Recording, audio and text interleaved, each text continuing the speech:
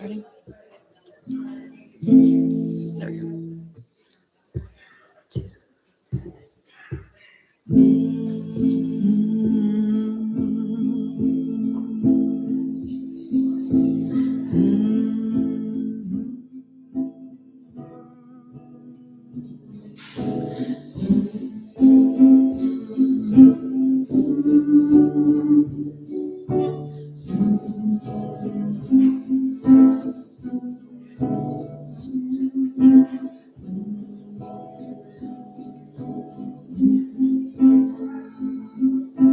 Grandma's hands got to church on Sunday morning. Grandma's hands played tambourine so well. Grandma's hands used to issue out the warning. She'd say, Billy, don't you run so fast. Might fall on a piece of glass. Might be snakes there in that grass. Grandma's hands. Grandma's hands to the local unwed mothers. Grandma's hands used to ache sometimes and swell. Grandma's hands used to lift her face and tell her, she'd say, baby, Grandma understands that you really love that man. Put yourself in Jesus' hands, Grandma's hands. Grandma's hands used to hand me a piece of candy. Grandma's hands picked me up each time I fell. Grandma's hands, boy, they really came in handy. She'd say, Betty, don't you miss that boy? What you wanna spank him for? He didn't drop no apple more. But I don't have grandma anymore. If I get to heaven, I'll look for grandma's hand.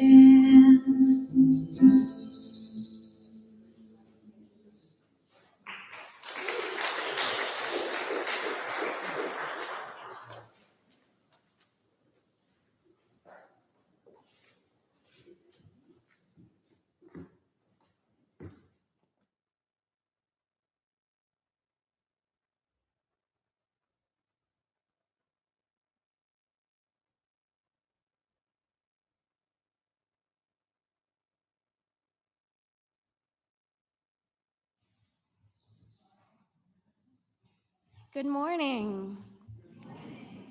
Welcome to the Community Church of Chapel Hill, Unitarian Universalist. I am Michelle Itano, a member of the Worship Associates Ministry. I especially want to welcome any visitors or newcomers to our church and to call your attention to the special note for you, welcome guests and newcomers on the backside of your order of service. I would also like to welcome those of you attending online. Lyrics to hymns and all elements of the service may be found on the screen, and a complete order of service, including this week's announcements, is available via the link in the Sunday morning email and on the church's website. Our in-person Sunday social is held immediately following the service. Now, please turn off or silence any cell phones during our service to maintain a worshipful experience. Whoever you are, whomever you love, however you arrived at this beloved place, you are welcome here. We will now hear from Andrew Wright for our Within These Walls announcement.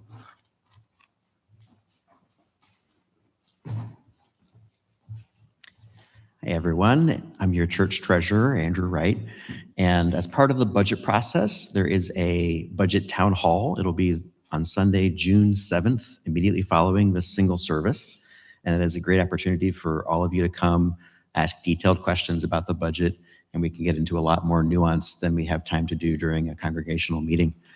So it's a great opportunity.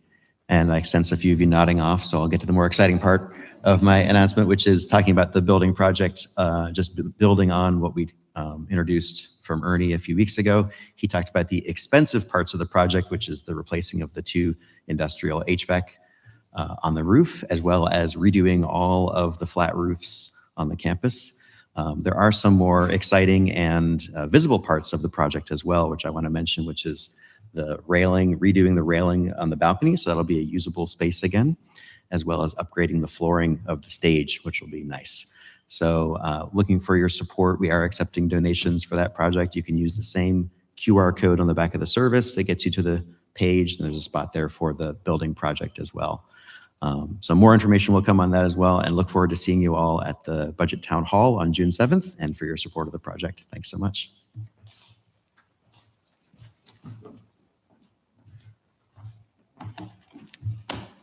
Now please stand in body or in spirit for our opening hymn, number 1053 in the Teal hymnal, How Could Anyone?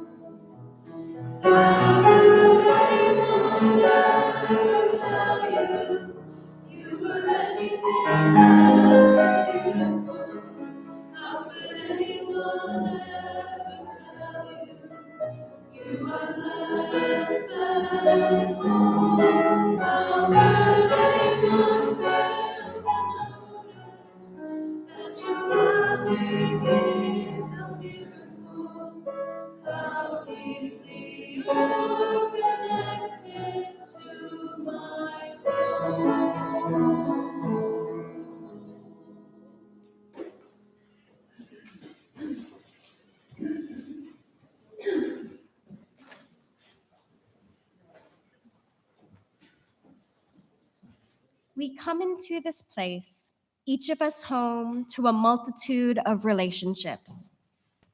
We are parents, siblings, children, spouses, grandparents, friends, and neighbors. We are strangers until we're not.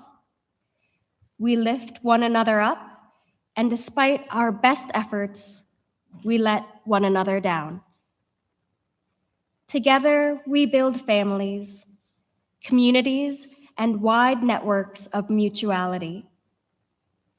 We also disappoint each other, put up walls, and cause one another harm. As we gather today on Mother's Day, let us remember and hold in care that the many relationships we have to this day. Whether this is a time of joy or grief, of celebration, anger, confusion, or indifference, you and your feelings are welcome here. In our shared and holy imperfection, may we greet one another with gladness. May we offer and receive grace abundant, for we each have a part to play in creating the world anew each day. Come, let us worship together. You will find the words for our chalice lighting adapted from Joy Atkinson in your order of service. If you wish to do so, please join me in reading them. We are of the stars, the dust of the explosions cast across space. We are of the earth. We breathe and live in the breath of ancient plants and beasts. We gather anew this day to celebrate our common heritage. May we recall in gratitude all that has given us birth.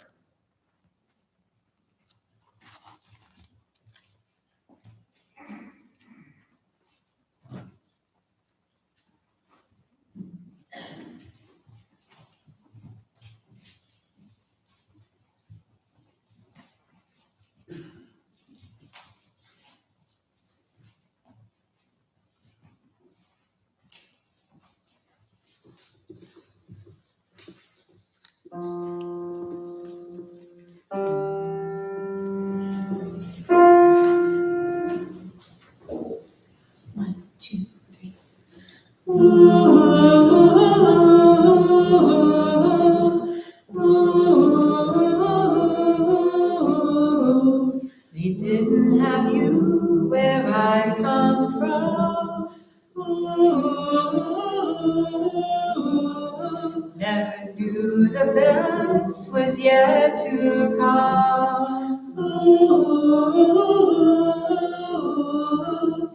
Life began when I saw your face. And I hear your voice like a serenade.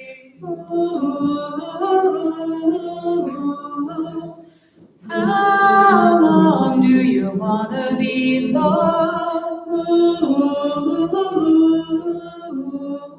Is together enough? Is forever enough?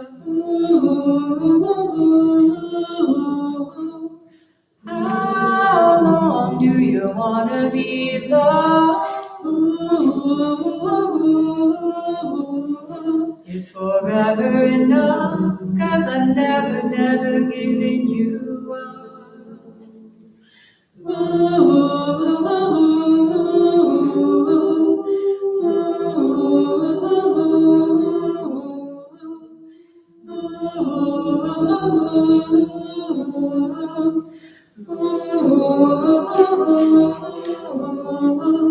I slip in bed when you're asleep to hold you close and feel your breath on me. Tomorrow there'll be so much to do.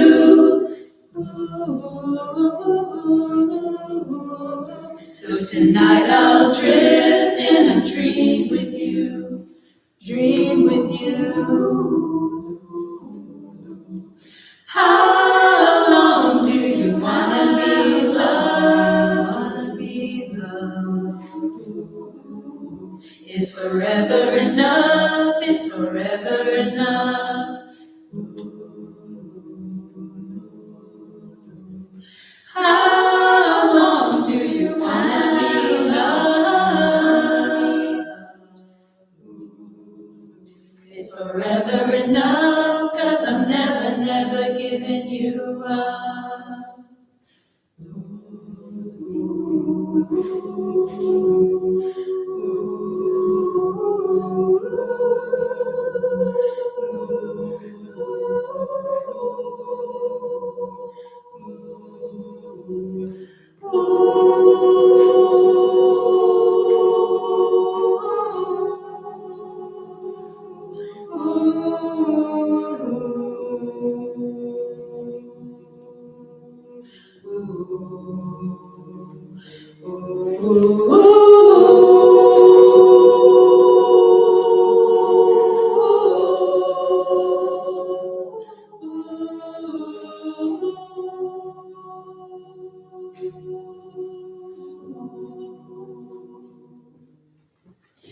As you wander through this troubled world, in search of all things beautiful, you can close your eyes and you're miles away, and hear my voice like a serenade.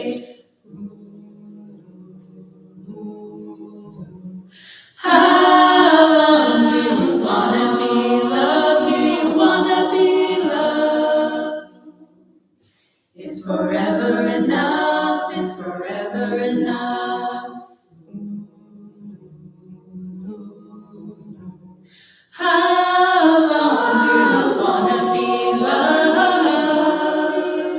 Do you wanna be loved? Is forever enough? 'Cause I'm never, never giving you. How long do you wanna be loved? Do you wanna be loved? Do you wanna be loved? Is forever enough? Is forever enough? How long do you wanna be loved?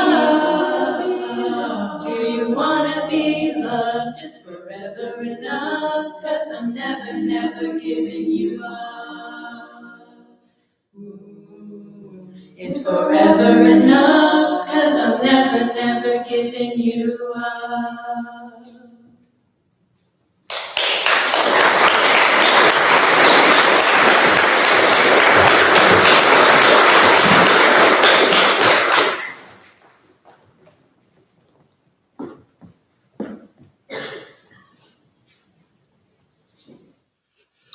Thank you so much to Taryn and our wonderful musicians for the chorus that has assembled for today. Frequently in our services, we make time to hold the joys and sorrows that we carry with us into this sanctuary.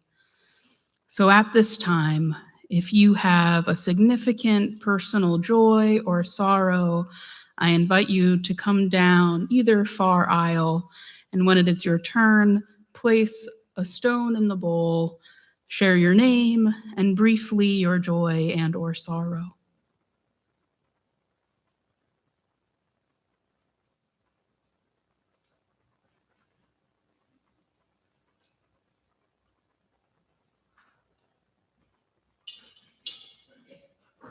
Good morning. I have a sorrow and two joys. Thank you. My sorrow is that I learned recently that my job, the farm school that I work at, is not renewing my contract for next year. But my joy is that I got to do the music today with Rowan and all these beautiful mothers. And that my mom is here today.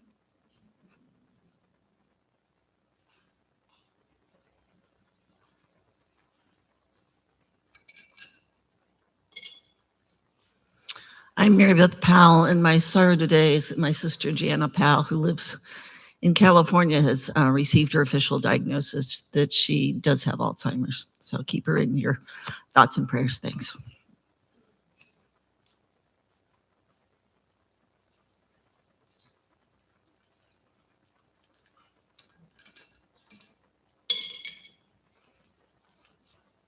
I'm Grant Smith.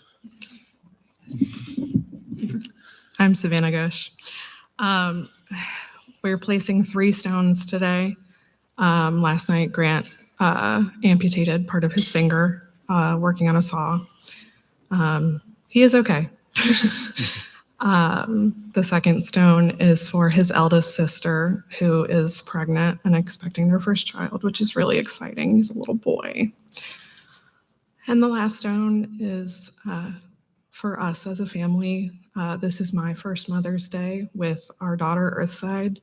This is, Mom's Mother's Day and my stepmom's Mother's Day. So we're just grateful to be mothers.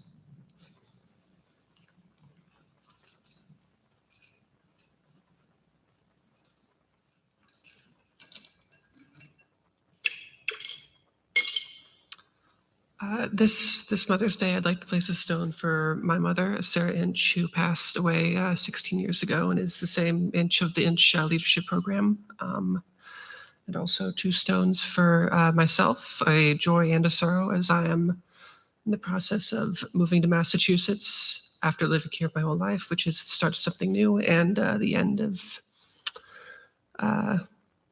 living here.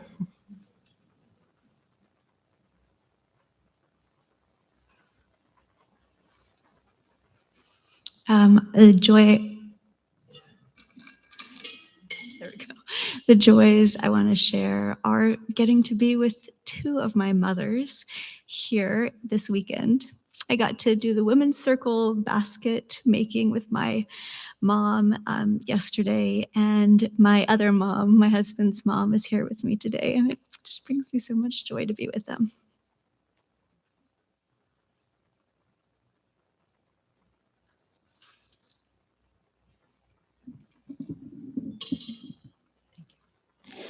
I'm Rachel Rose, and I shared earlier, and each time I do, folks have asked me or have mentioned that it spoke to something they felt but didn't feel comfortable sharing. So I will share again that I have a joy that Mother's Day is affirmation that I have two wonderful children, and for whom I'm so grateful. But I miss my mother every day, but Mother's Day puts an exclamation point on it for me. And this Mother's Day is likely my mother-in-law's last. And so I'm working very hard to make this day special for her and meaningful for us. And I just want to acknowledge for all of us that Mother's Day can be very, very complicated and hold both joy and sorrow at one time. Thank you.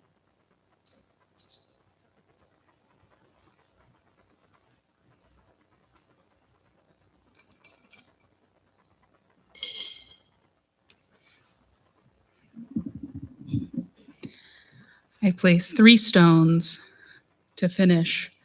One for all the mothers and maternal figures we're celebrating today. One for all of those for whom this holiday is not always so joyful. Those who do not have a relationship to the holiday like we see on greeting cards. For those mothers who have lost children.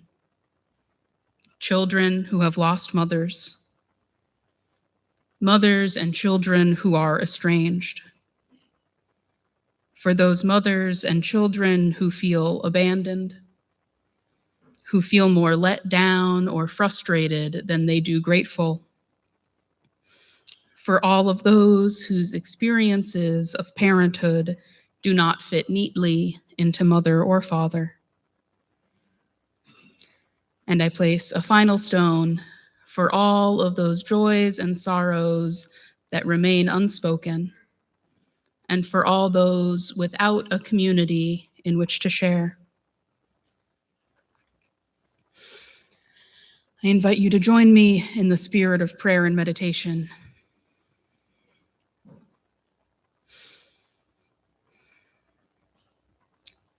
As we hold here in the silence all that has been shared,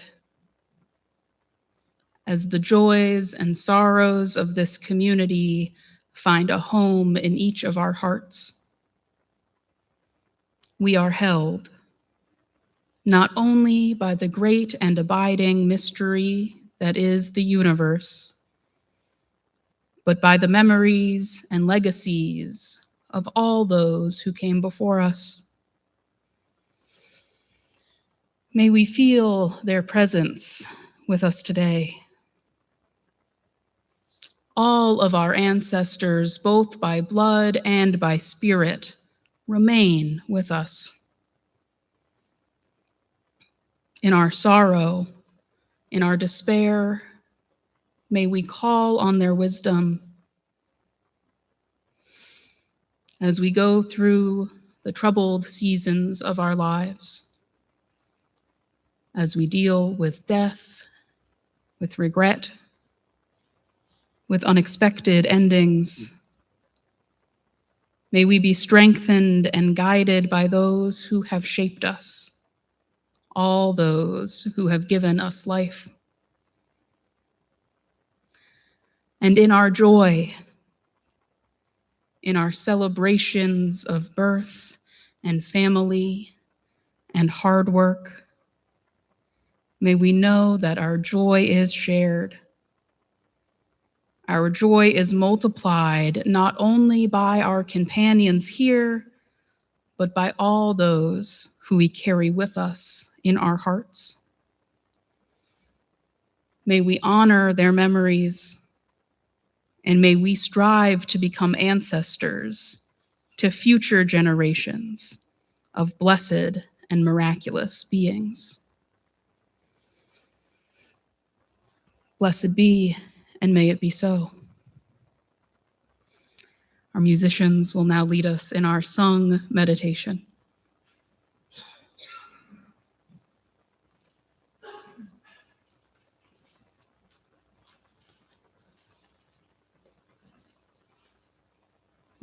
Good morning. The words for the meditation hymn are in your order of service. We're going to sing it once through to show you how the melody goes. Then we'll sing it once in unison as a congregation, and then we'll sing it as a 4-part round twice through.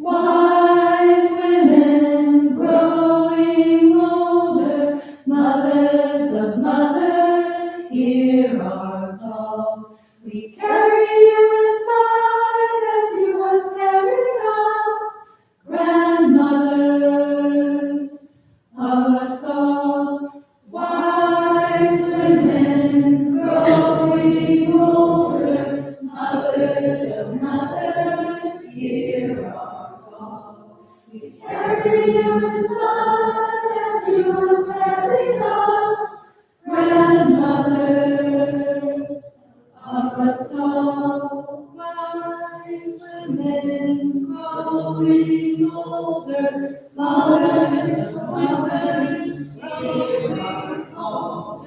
We carry you inside as you once carried us, grandmothers of mothers, hear our call. We carry you inside as you once carried us, grandmothers of mothers, hear our call. Grandmothers of mothers, you once carried us, grandmothers of mothers,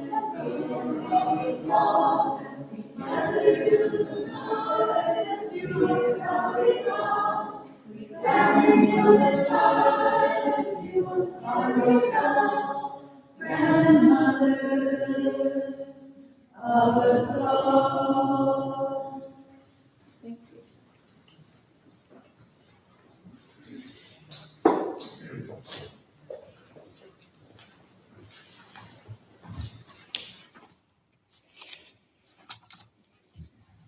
Our reading this morning is the poem Lessons by Jacqueline Woodson. My mother says, when Mama tried to teach me how to make collards and potato salad, I didn't want to learn. She opens the box of pancake mix, adds milk and eggs, stirs. I watch, grateful for the food that we have now. Syrup waiting in the cabinet, bananas to slice on top. It's Saturday morning. 5 days a week, she leaves us to work at an office back in Brownsville. Saturday, we have her all to ourselves, all day long. Me and Kay didn't want to be inside cooking. She stirs the lumps from the batter, pours it into the buttered, hissing pan. Wanted to be with our friends, running wild through Greenville. There was a man with a peach tree down the road.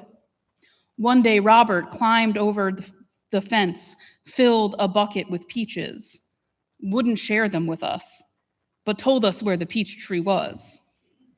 And that's where we wanted to be, sneaking peaches from that man's tree, throwing the rotten ones at your uncle's.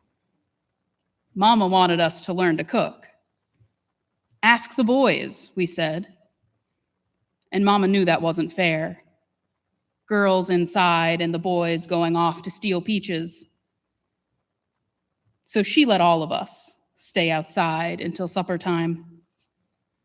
And by then, she says, putting our breakfast on the table, it was too late. Here ends our reading.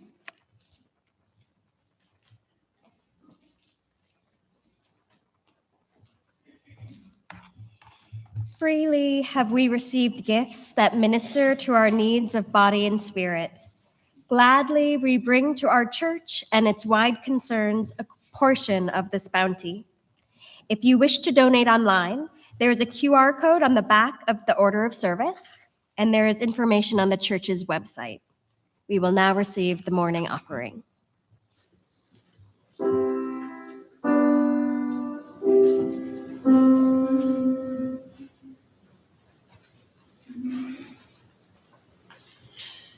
You are held by holy angels, holy angels, all around you.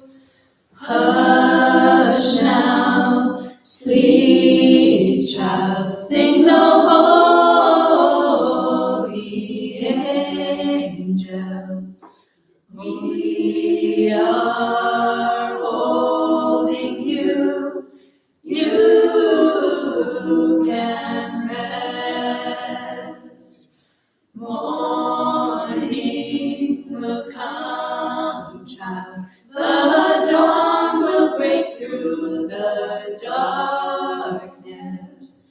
We are holding you through the light of the newborn day.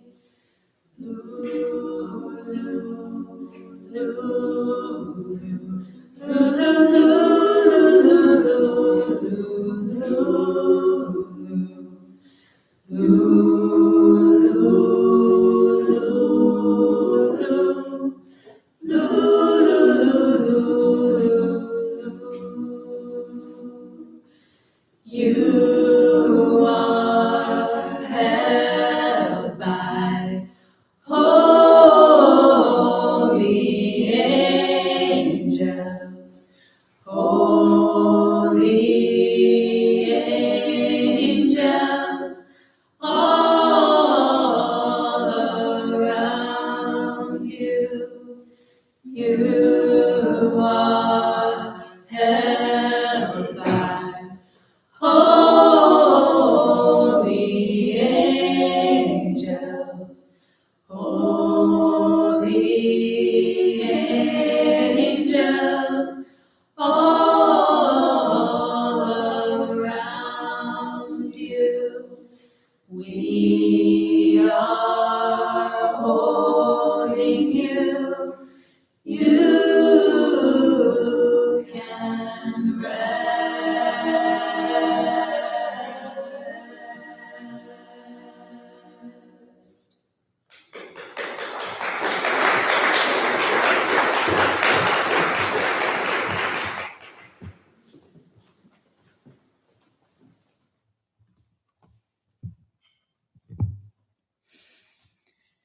In 1870, Unitarian writer and activist Julia Ward Howe delivered what became known as the Mother's Day Proclamation. It wasn't until 40 years later that a woman named Anna Jarvis succeeded in lobbying for an official Mother's Day holiday, first celebrated in West Virginia, and then recognized by the US Congress 4 years later. Well, Jarvis doesn't credit Julia Ward Howe, and there's no real direct line connecting Jarvis's organizing and Julia Ward Howe's proclamation 40 years earlier. But Howe and Anna Jarvis's mother were contemporaries, were both active in trying to establish some kind of widely recognized Mother's Day. So I can understand why Julia Ward Howe is considered by some one of the founding mothers of the holiday, and why, therefore, it is connected to our Unitarian history. Of course, the Mother's Day we know now bears little resemblance to the visions of either Julia Ward Howe or Anna Jarvis. Jarvis's mother was one of many mothers involved in organizing events, promoting unity and reconnection in the wake of the Civil War, appealing to mothers who shared the losses of their sons, regardless of which side they were on. The occasion for Julia Ward Howe's proclamation was a Mother's Day for peace. She didn't really call for celebrating mothers or honoring the work and contributions of mothers. Rather, she called on mothers across the world to unite their power for a common purpose. She wrote, "We will not have great questions decided by irrelevant agencies. Our husbands shall not come to us reeking with carnage for caresses and applause. Our sons shall not be taken from us to unlearn all that we have been able to teach them of charity, mercy, and patience. We, women of one country, will be too tender of those of another country to allow our sons to be trained to injure theirs." She was writing just after the Civil War and reflecting on the news of the start of the Franco-Prussian War.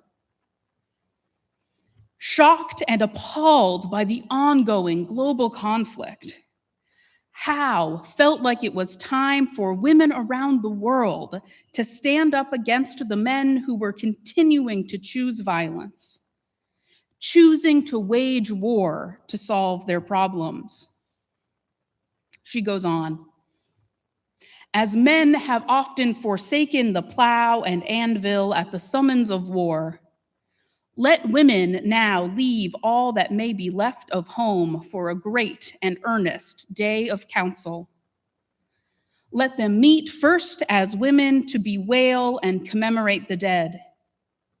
Let them then solemnly take counsel with each other as to the means whereby the great human family can live in peace." Ultimately, Howe calls for an international Congress of Women to be established for the purpose of promoting the alliance of the different nationalities, the amicable settlement of international questions, and the great and general interest of peace. For the next 10 years, Howe continued pursuing this goal and hosting Mother's Day for Peace observances in Boston.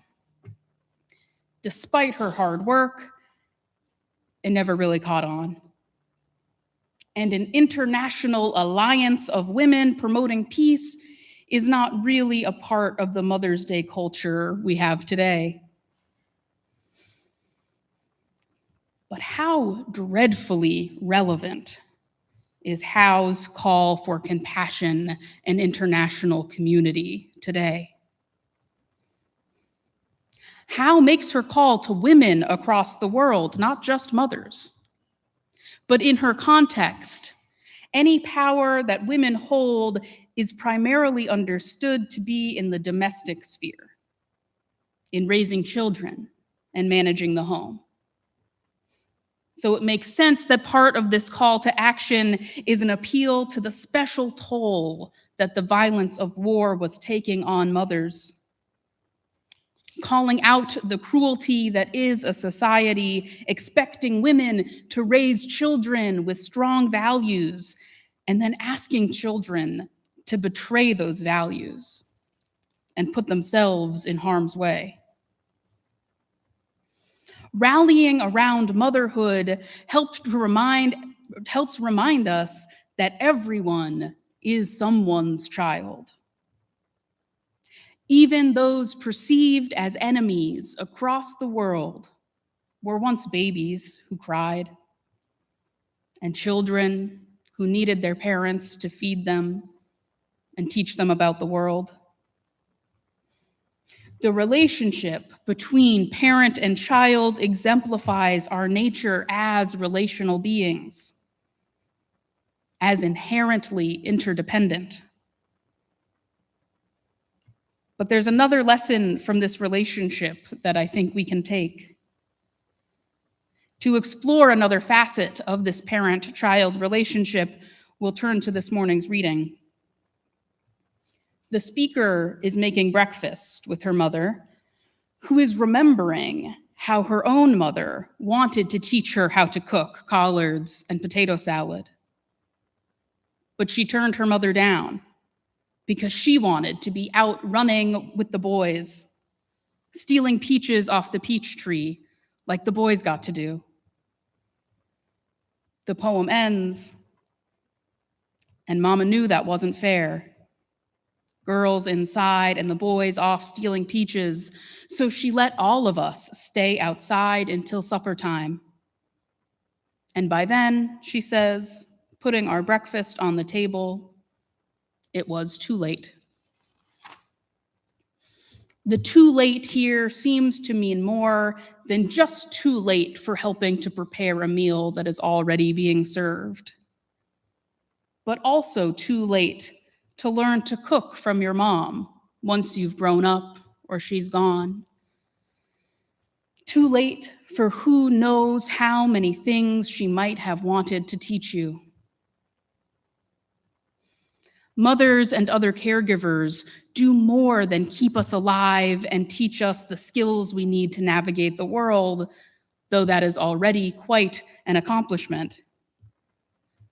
They also transmit culture, pass down histories and traditions that help connect us to our ancestors and help us to create a solid root system from which we can grow and continue on the legacies of those who came before us.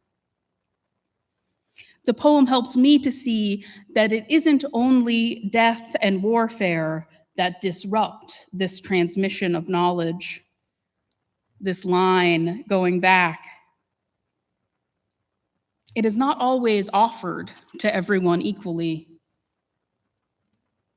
The mother in the poem seems to recognize now, as an adult, that her mother allowed her a childhood of relative equity with her brothers because she was not forced to stay inside and learn to cook.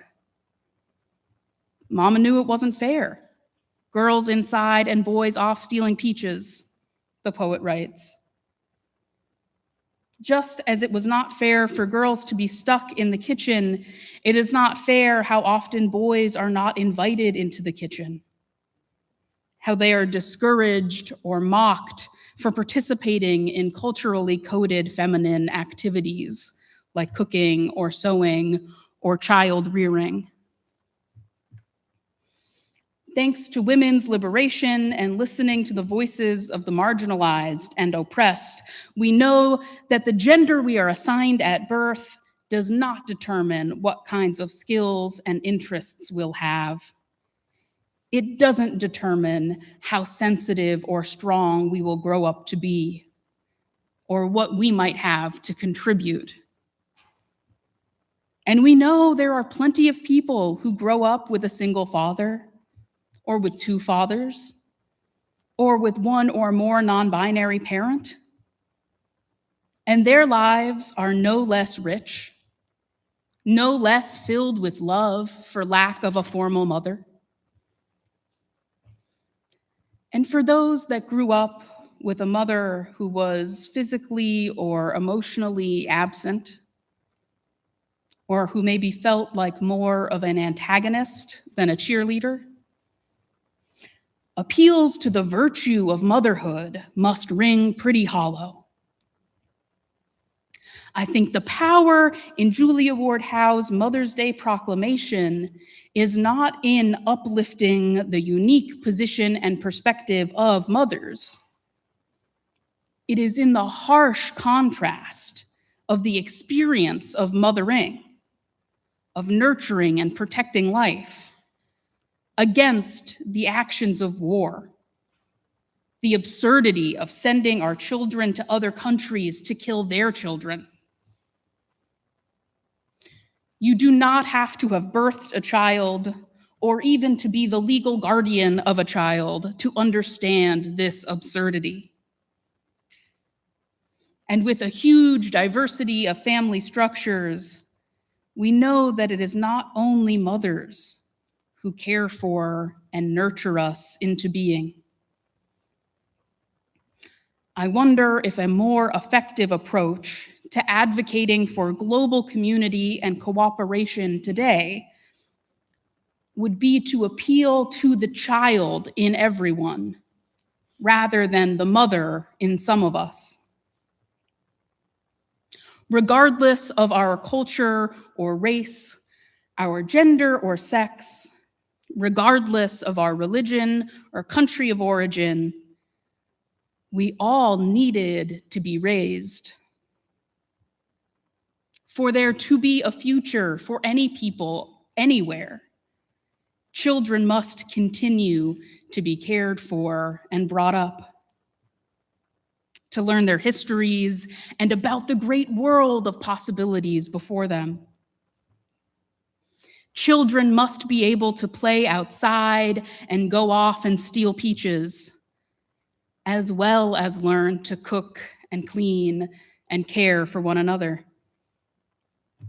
Children should not be boxed in and limited by their gender, and they shouldn't be worried about their homes being bombed or wondering if they will lose their lives to violent conflict started generations ago. May we remember that whatever our age, we are all children in the human family. May we return to the spirit of Howe's Mother's Day proclamation and set aside a time to solemnly take counsel with each other as to the means whereby the great human family can live in peace. Maybe that begins with celebrating mothers, celebrating all of the people in our lives who have taught us what it means to be loved and to be cared for. And may we take those lessons and multiply them in the world with everyone we meet. Blessed be, and may it be so.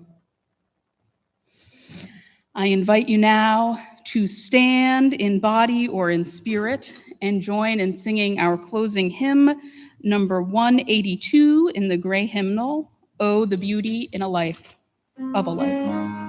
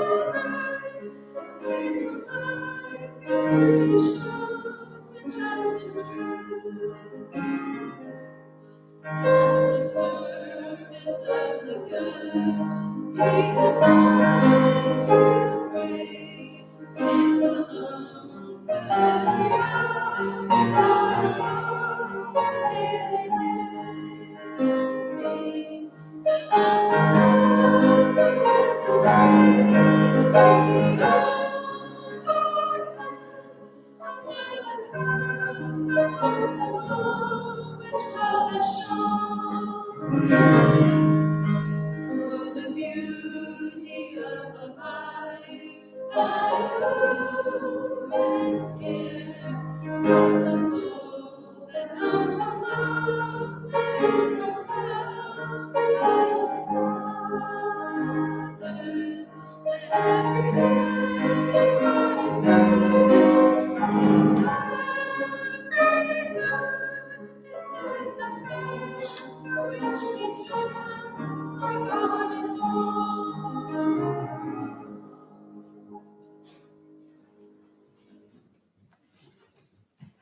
words for extinguishing the chalice are in your order of service. Please join me if you wish to do so.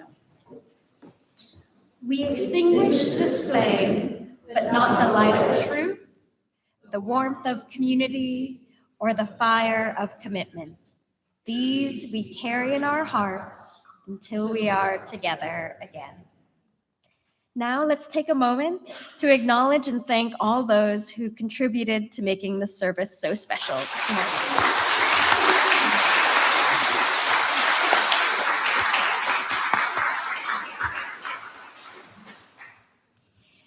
Please join us in singing Shalom. The words are in your order of service, and as you are comfortable, please either hold hands with the person next to you or cross your arms over your heart.